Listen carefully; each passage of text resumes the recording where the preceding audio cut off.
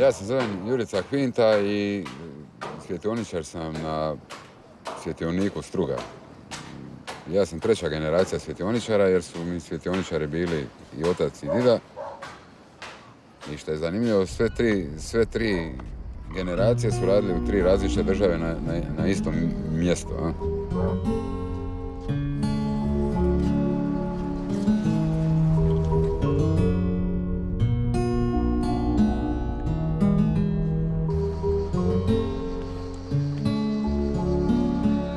Ja sam radio na Sušcu, Palagruži, Pločici i sad tu.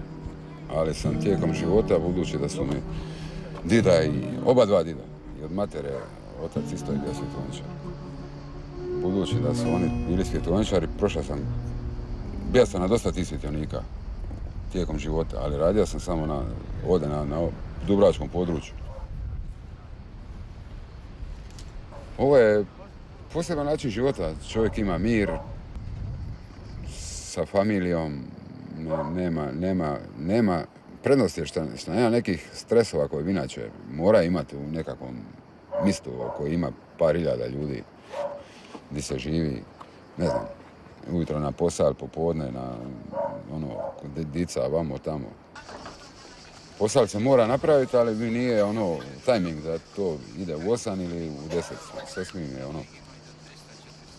I to mi je drago. Takav način života.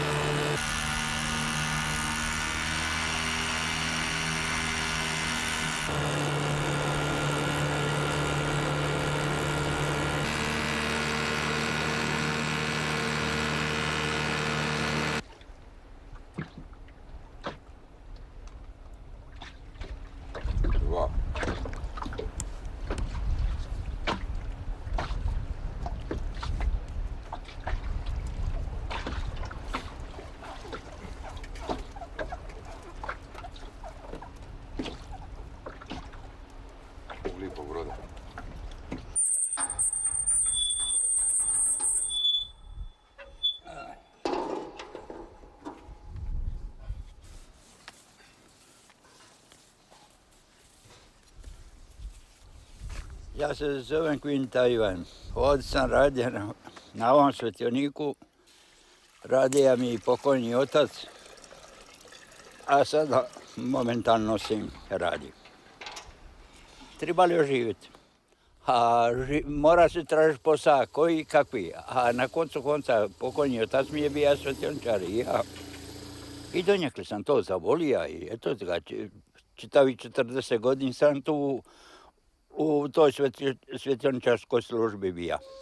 Najprv sam na lovištima počeka službu. Otole sam išao na mulo. Iz mula sam išao na veli rat, ali na velom ratu sam stajen u 40 dana. I onda, kada gori, mora opet premještaj poslije 40 dana.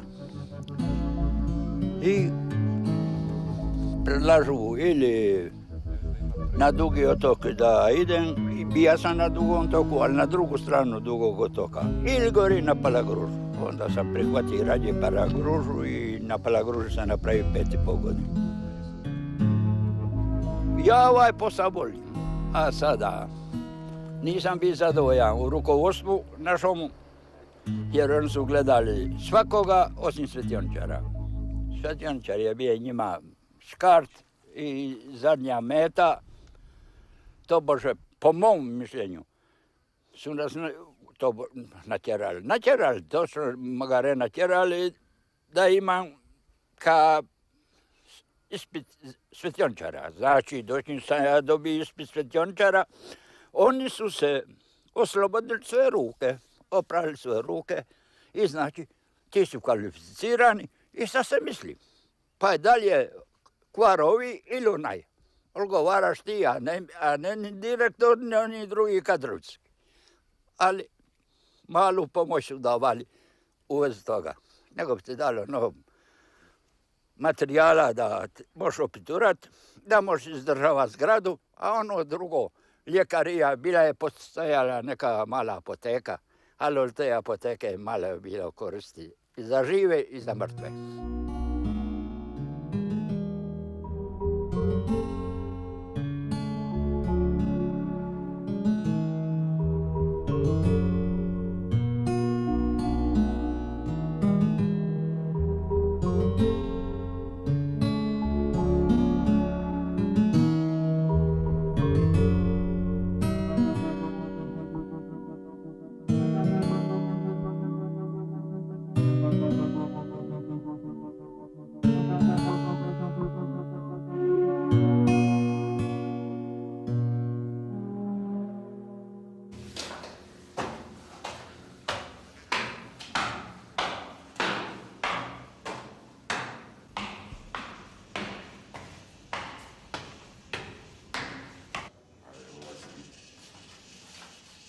Tijekom mog života i boravka na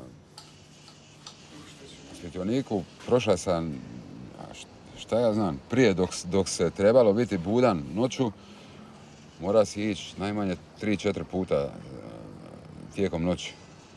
Ja, a onda i onaj koji je poslije mene bio budan, jer nismo bili budni čitavu noć, nego smo se minjali. Imali smo gvardije, odnosno noćnu službu, kako se to onda zvalo. Ne znam koliko još ima obitelji na svetioniku. Jer ovi na vanjskim svetionicima mjesec dana rade, a mjesec dana su kući. Mijenjaju se, a ja stojim ovdje čitavu godinu sa familijom.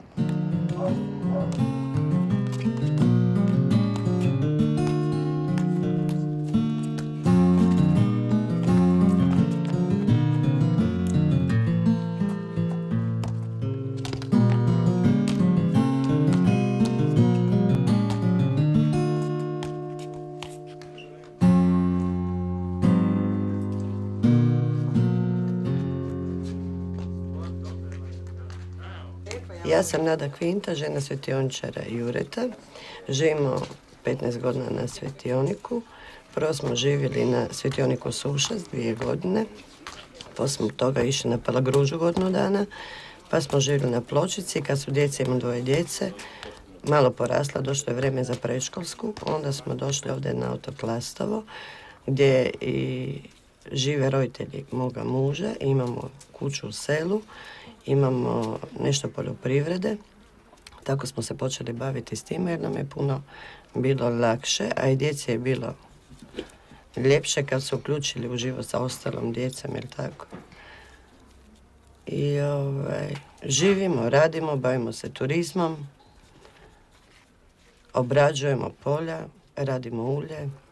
Ja radim ovako suvenire za goste, nemamo ništa drugo ponuditi. Ja sam Nina Kvinta, evo sad idemo u 8. razred i onda ovdje ponekad ako je dosadno ljeti ili zimi, mama uvijek odveze nas u selo jer ovdje nema baš puno djece. A sad kad završim 8. razred morat ću u srednju pa ću najvjerovatnije poći u Split. I onda ću dolaziti ovdje samo preko praznika iako ja jedva čekam da odem.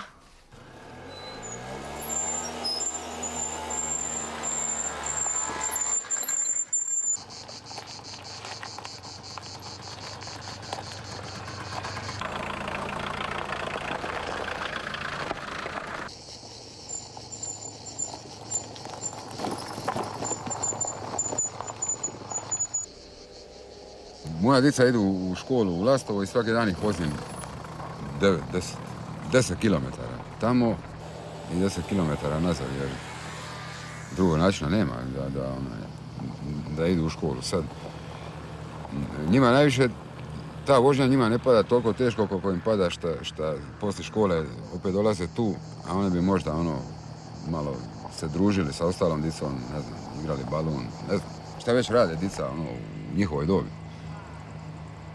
Ali dobro, zato tijekom lita idu vamo tamo, druže se sa svojim vršnjacima s Lastova.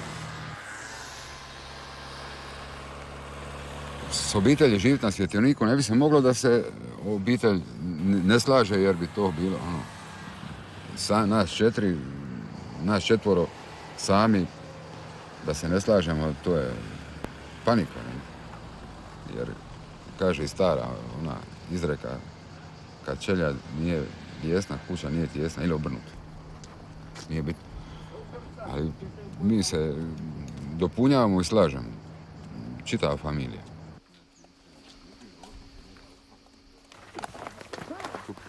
Evo djeca, ovo vam je djedovina. Lijepa, lijepa. Dida, koliko ima da ste izašli iz ove kuće? A 65. Kad sam išao u Šibeniku, 65. Od 65. Evo, ja se nadam da ćemo sad i ja, Jure i djeca to moći srediti i da ćemo živjeti u njoj, da je obnovimo. Da izgleda ne kao nekad, ali...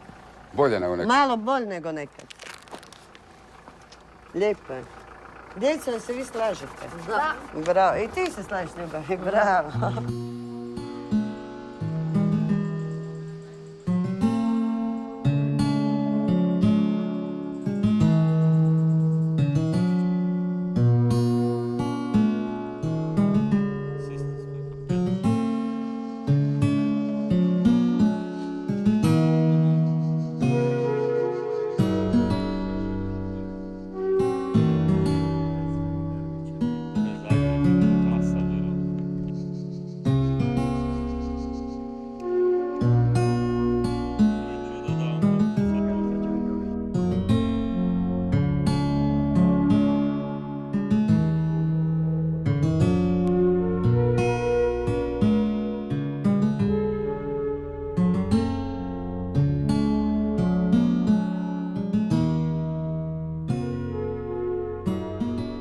Vidim svoju budućnost tako da recimo u selu napravimo tu staru kuću, da je obnovimo. Isto da se lagano bavimo poljoprivredom, ako Bog da i turizmom. Pa onda pomalo. Ali falit će mi Svjetionik. Ja mislim da će mi fali Svjetionik jer stvarno volim ovaj život. Zato sam se i odlučila na ovakav život jer je lijep. Imaš svoj mir, svoje vrijeme, rasporediš kako ti želiš, radiš kako ti želiš. Tako da ja mislim da će mi to faliti.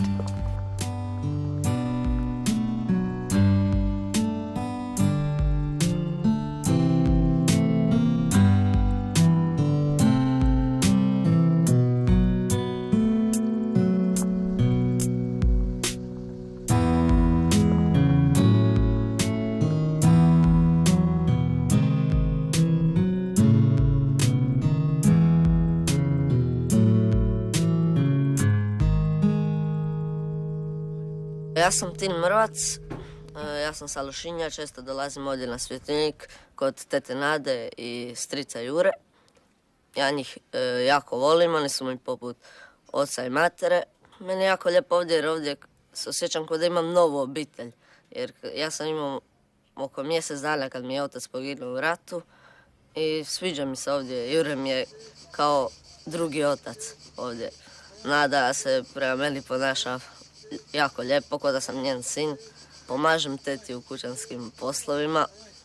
Ako idemo ponekad u selo, ako su karaoke ili nekakvi događaji, jazz festival i tako. A uglavnom je lijepo, mir i tišina. Sviđa mi se.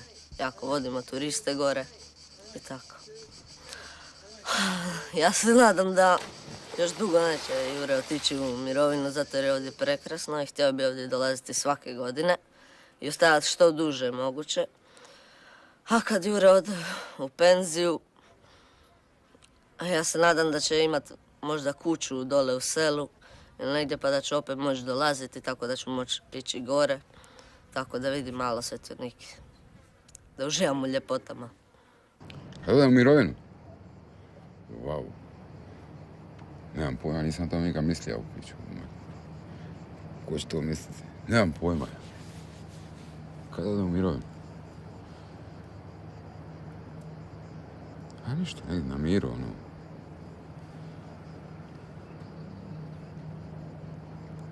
Baš ne znam, jebem te. Nisam, ono, nemam pojma.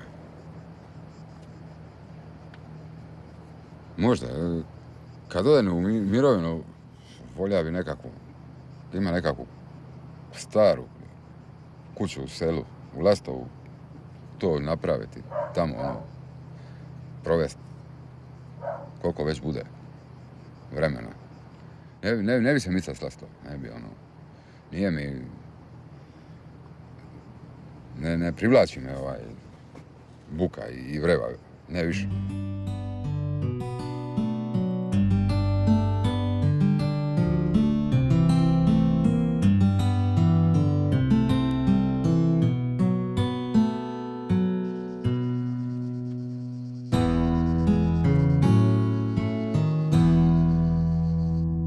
Zovem se Darinka Kvinta. Došla sam u posjete na strugu kod sina. I ja sam bila na Svjetioniku. Udala sam se, završila sam primalja, ali nisam išla raditi. Jer sam se zaljubila i umjesto tamo ja sam čuvala gušterice. I otac je bio svjetiončar, s time da se nikad nije složio što sam se udala za svjetiončara. Jer mi je uvijek govorio da je to težak život, da se vratim u grad i da tamo živim.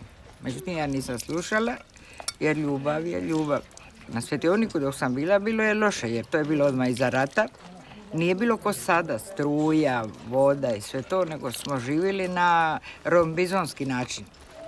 A najteže mi je bilo na Palagruži, kad sam bila trudna i kad sam dobila trudove, treba mi je neko pomoć, međutim muž je zvao liječnika, ali oni nisu došli. A tada nije ni bilo kako sada da može doći neko hitno. Moj sin kad je završio, on je silom htio biti pomorac, išao je za pomorce, 12 godina je plovio i zaljubio se i govori da će i on poći putem oca. S time što sam mu ja rekla, sine, da sam znala da ćeš mi ići u Svjetiončare, s tobom skupa bila bi skočila na Palagruži sa 100 metara visine.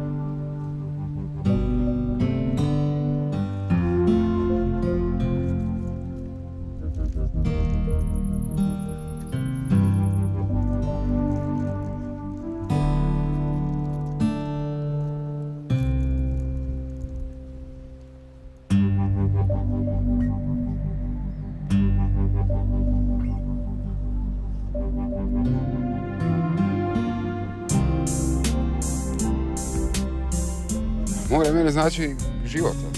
Jer ne bi mogao živjeti, ne znam, u Zagrebu ili u Čakovcu. Ići na Dravu, to ono. Ne znam, mislim da bi ono, kad cvit vene bez vode, tako bi ja bez mora. Ono, samo ga gledat, ništa više, ne mora mi biti od koristi, niti ja njemu od koristi, ali volim gledat. Valove zime, bonac u liti, tako to, ko svi Dalmatinci.